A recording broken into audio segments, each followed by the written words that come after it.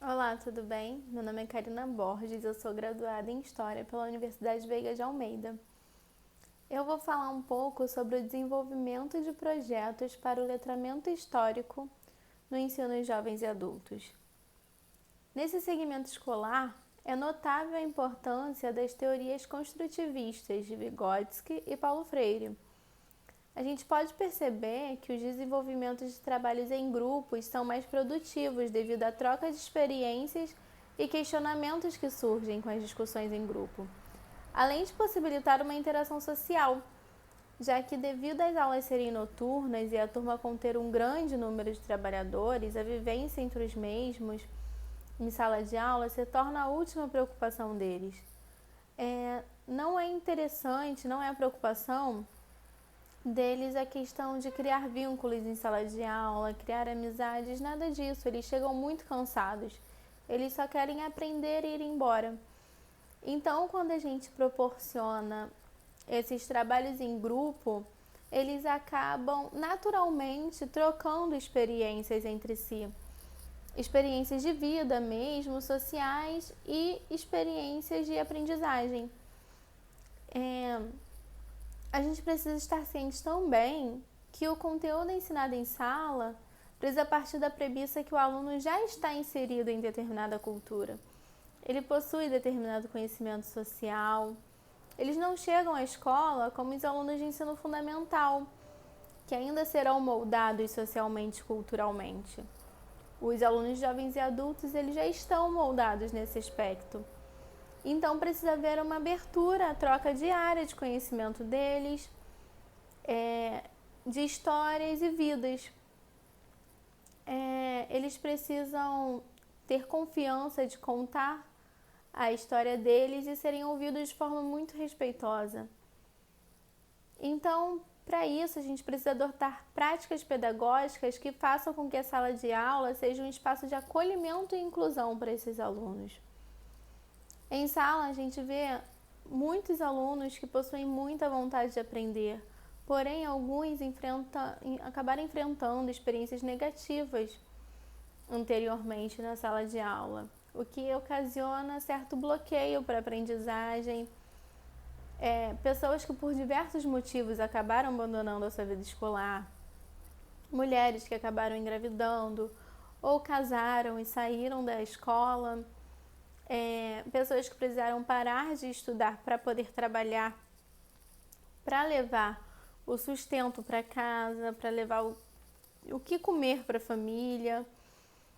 Então, e acabaram voltando agora para buscar uma melhor condição de vida ou devido ao mercado de trabalho, que acaba exigindo uma formação adequada, uma formação mínima para esses alunos.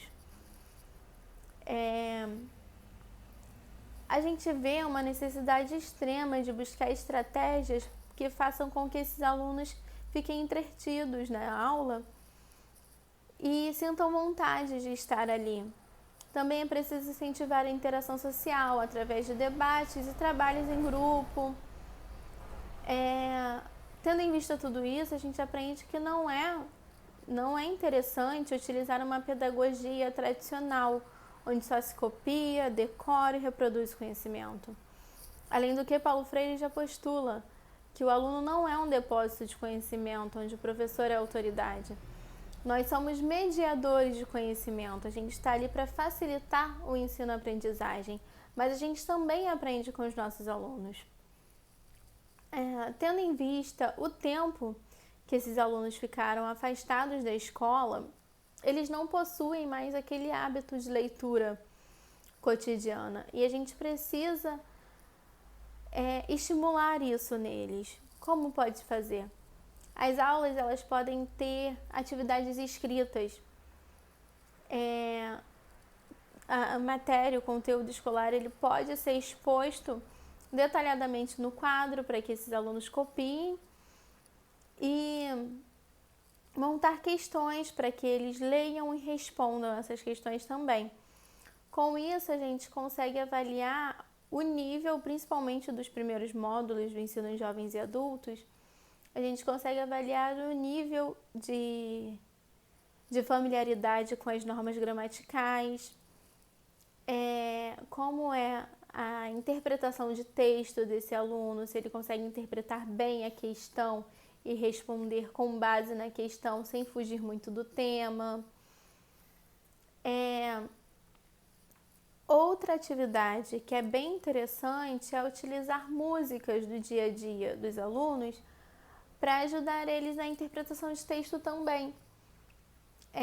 Pode ser exposta a matéria no quadro e posteriormente utilizar uma música que tenha a ver com essa matéria para que eles façam um link, para que eles interpretem a música a partir do conteúdo.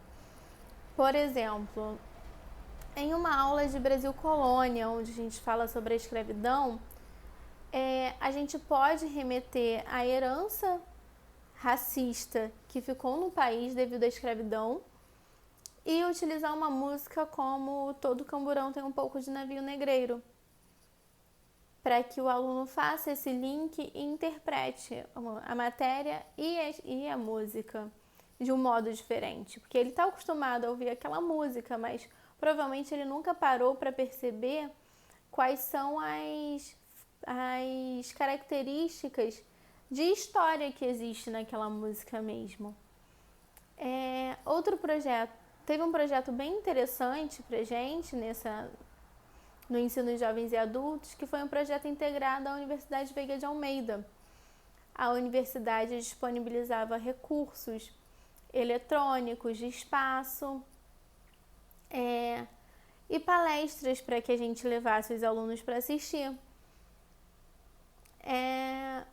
Com isso, os alunos da universidade mesmo poderiam aplicar pesquisas aos alunos da escola, como o teste de materiais didáticos diferentes. E é algo bem interessante. Em uma dessas pesquisas, teve um jogo com personagens históricos que a gente levou para a escola, dividimos eles em grupo para jogar. E a gente pôde avaliar também o nível que esse jogo proporcionava de aprendizagem para o aluno. Outro ponto fundamental é a linguagem utilizada nas aulas. Como eu já falei algumas vezes, são alunos que estão muito tempo afastados da escola, que não têm familiaridade com as normas cultas da língua, com as últimas normas gramaticais. Então, utilizar uma linguagem muito formal, uma linguagem que eles não entendam, que eles não estão habituados, não é interessante. É legal você utilizar uma linguagem mais informal, acessível, de fácil compreensão, principalmente nos primeiros módulos. E quando utilizar palavras que eles podem não conhecer o significado, deixar o significado claro. Também a utilização dessas palavras é muito importante também para que eles aprendam e insiram elas no vocabulário deles. Mas uma aula inteira com palavras que a pessoa não conhece se torna uma aula maçante e chata. Então, é interessante utilizar algumas palavras mais dosadas, 2 ou 3 palavras por aula no máximo, para que eles consigam absorver também mais aquela palavra, entender o significado da palavra para depois usá-la corretamente. A gente lidar com alunos extremamente interessados, que buscam aprendizagem, que questionam, que procuram pedir ajuda, mas a gente também lida com alunos que se matriculam e não aparecem mais. Ocorre muitas desistências ao decorrer do semestre, por questão do cansaço, a falta de motivação, a rotina pesada que eles têm de sair do trabalho correndo para ir para a escola, ficar até tarde da noite fora de casa para ter que acordar cedo no outro dia e trabalhar. Então acaba desmotivando o aluno. Por isso é importante que a gente tenha uma metodologia dinâmica, didática, que faça o aluno sentir prazer de estar ali. Deixar essa pedagogia tradicional um pouco mais de lado e usar mais pedagogias atuais, que façam com que aquele ambiente se torne um ambiente interessante para que o aluno esteja, para que assim a gente possa contribuir com a diminuição da taxa de evasão escolar no ensino de jovens e adultos.